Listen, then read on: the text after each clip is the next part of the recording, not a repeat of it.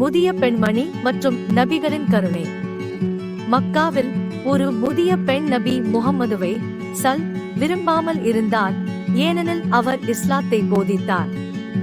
ஒவ்வொரு நாளும் அவர் வீட்டின் அருகில் செல்லும் போது அவள் குப்பையை அவர் மேல் வீசுவார். ஒரு நாள் நபி அங்கே சென்றபோது எதுவும் வீசப்படவில்லை. ஆச்சரியமாக அவர் வீட்டிற்குள் சென்று பார்த்தார்.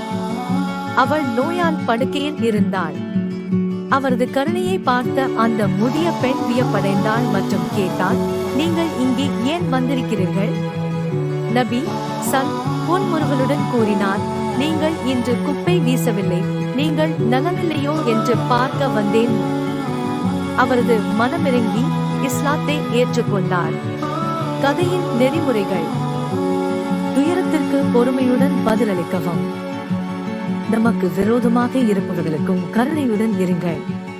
இஸ்லாம் பாசம், கருணை மற்றும் பொறுமையை கற்றுக் கொடுக்கிறது.